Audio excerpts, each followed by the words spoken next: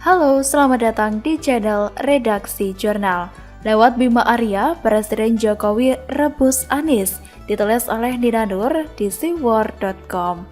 Di balik layar, entah kapan, mungkin Presiden Jokowi pernah memarahi Anies karena ketidakbejusan dia bekerja, tidak dengan kata-kata kasar lah. Saya yakin sekedar diajak berargumentasi. Dan Gubernur Santorini pun hanya bisa ngeles dan memberikan jawaban muter-muter, sambil sesekali ngomong pakai bahasa Inggris. Tapi tentu saja nggak ngefek, karena kita lihat sendiri bahwa Anies tidak pernah berubah. Tetap sok melawan pemerintah pusat, tetap memberi kesan sok tahu, dan tetap memihak ke gerombolan yang memusuhi Jokowi. Presiden Jokowi pun mengambil alternatif lain untuk memarahi Anies. Misal, belusukan di wilayah Jakarta, juga bekerja di lokasi yang harusnya merupakan tempat kerja Anies, seperti mengecek kesiapan Rusun Nagrak jadi tempat isolasi tambahan buat pasien COVID. Presiden Jokowi juga memperlihatkan kecepatan kerja luar biasa menyulap asrama haji Pondok Gede jadi rumah sakit tambahan, hanya dalam waktu sekitar seminggu. Ya memang, pekerjaan itu pasti bisa dilakukan secepat kilat, apalagi dengan lokasi di Jakarta. Yang penting, orangnya mau kerja dan mau koordinasi dengan pihak-pihak yang terkait. Bukannya malah seperti kehabisan akal sampai meminta-minta ember dan sapu ke para dubes asing. Tidak sampai di situ saja, Presiden Jokowi juga kerap memakai orang lain untuk menyentil Anies. Tentunya orang lain itu yang jauh lebih baik kemampuannya daripada Anies. Seakan di-endorse oleh Presiden Jokowi, memperlihatkan ini loh pemimpin daerah yang bisa dijadikan contoh teladan yang benar-benar bisa kerja. Wali Kota Bogor Bima Arya merupakan satu orang yang dijadikan Presiden Jokowi sebagai simbol sentilan terhadap Anies. Bima Arya ini kader PAN ya, kita tahu bahwa PAN sekarang agak condong ke pemerintahan, apalagi selepas keluarnya Amin Rais. Sementara itu, pastinya Presiden Jokowi juga tahu soal manuver Anies ke arah PAN, yakni ketika saat lebaran hari pertama lalu, dia malah berkunjung ke rumah Ketumpan. Padahal sebelumnya Anies melarang warga melakukan silaturahmi. Dasar pelin-pelan, demi ambisi politik. Kita aja paham, apalagi Presiden Jokowi yang ahlinya merebus kodok. Salah satu cara Presiden Jokowi merebus Anies adalah dengan mengakrabkan diri dengan Bima Arya, sehingga Bima Arya pun citranya juga terangkat, seolah wali kota namun sudah pantas buat jadi gubernur. Bima Arya juga sudah membuktikan bahwa dia bekerja sesuai aturan, tidak terpengaruh ataupun berpihak pada gerombolan pengacau seperti FPI dan Rizik. Buktinya, Rizik akhirnya disidang karena laporan atau kesaksian dari Bima Arya kan? Bima Arya juga pernah secara frontal mengkuliti ketidakbejusan Anies. Ini terjadi tahun lalu ketika PSBB akan diberlakukan kembali. Anies sebagai gubernur DKI Jakarta sok jadi yang paling pintar. Dia pun memimpin rapat para kepala daerah se-Jabodetabek. Bima Arya akhirnya mengungkap bagaimana dodolnya Anies di dalam rapat itu. Menurutnya, Anies tidak punya konsep yang jelas dan belum berkoordinasi dengan pemerintahan pusat. Sampai akhirnya rapat pun tidak bisa mengambil keputusan apa-apa. Bahkan, Bima pun meminta Anies untuk berkoordinasi dulu dengan pemerintahan pusat dan memformulasikan langkah-langkah yang jelas atau detail. Baru, kemudian disampaikan lagi ke rapat kepala daerah se-Jabodetabek. Apa ini namanya? Wali kota ngajarin gubernur bagaimana cara jadi gubernur. Memalukanlah buat Anies. Saya yakin Presiden Jokowi pasti tahu soal ini. Oleh sebab itu, beliau pun memakai Bima Arya ini buat sedikit memanaskan air rebusan. Hal serupa sebenarnya pernah dilakukan oleh Presiden Jokowi pada bulan Maret atau April lalu. Waktu itu, sedang ramai topik reshuffle kabinet. Bima Arya sempat dipanggil Presiden Jokowi untuk bertemu di Istana Bogor. Beberapa minggu kemudian hal ini baru bocor ke media, disertai dengan dugaan bahwa pertemuan itu berhubungan dengan pengusungan Bima Arya jadi calon gubernur DKI Jakarta di Pilkada nanti. Bima Arya sendiri memaparkan bahwa isi pertemuan itu membahas soal penanganan COVID dan rencana pembangunan tram di Bogor.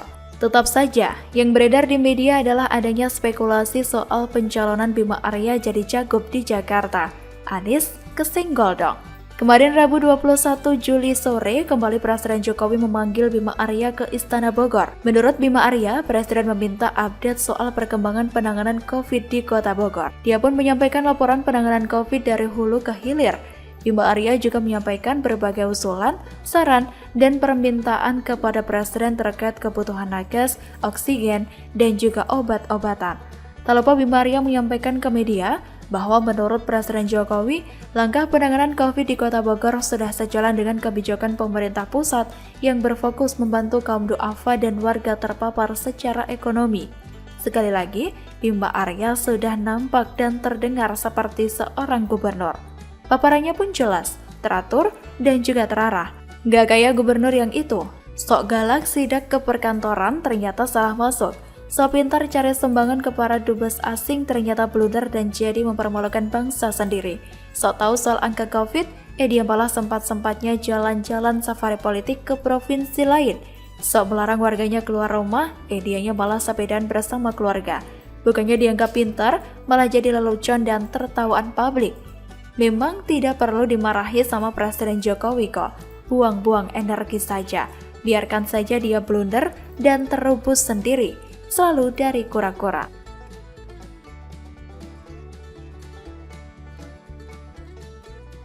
Halo, berjumpa kembali di channel Redaksi Jurnal.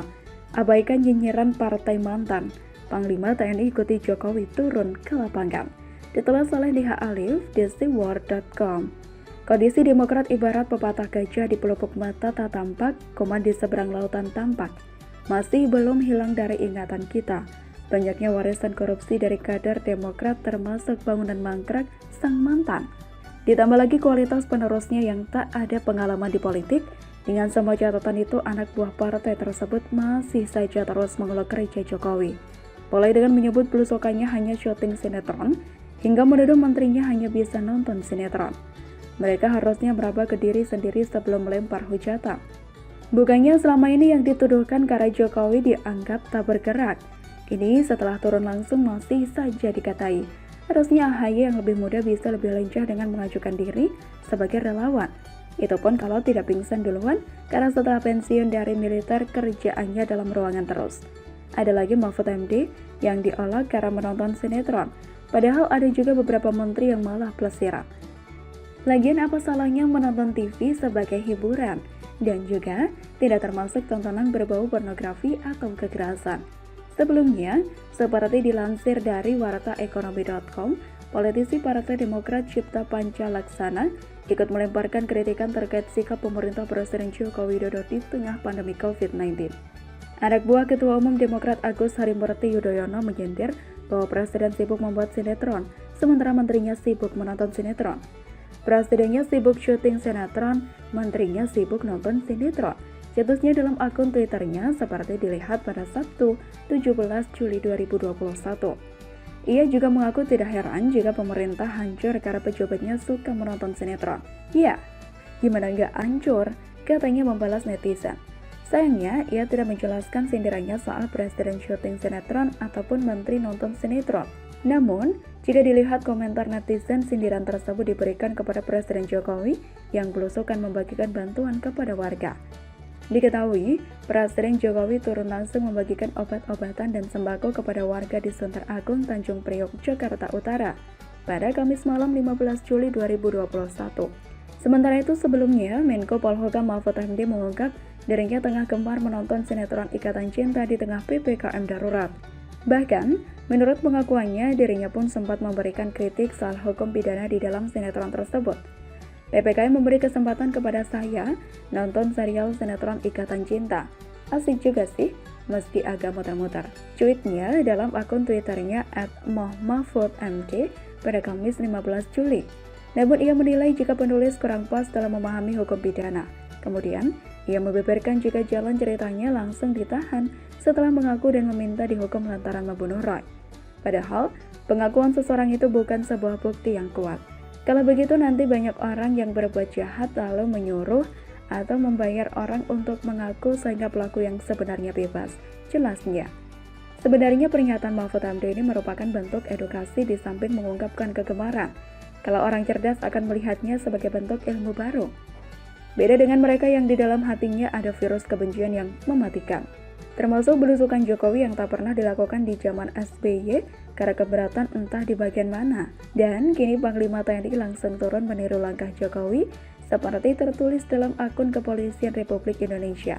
Panglima TNI Marsikal TNI Hadi Cahyanto SIP dan Kapolri Jenderal Polisi Dr. Andes Listio Sigit Prabowo MSI memimpin pemberangkatan pendistribusian bansos untuk masyarakat terdampak pandemi dan PPKM darurat di Kampus Sultan Agung Tirtayasa, Serang, Banten pada Minggu 18 Juli, tulis @divhumas_Polri. Sebagai kesimpulan, Indonesia kini sejatinya tidak hanya melawan pandemi saja. Ada virus lain yang juga tak kalah mematikan karena terus menghasut pada kebencian, ketidakpercayaan, dan pesimisme yang bisa menurunkan imun tubuh. Dan ini sukses ditularkan oleh Partai Mangkrak Warisan Mantan.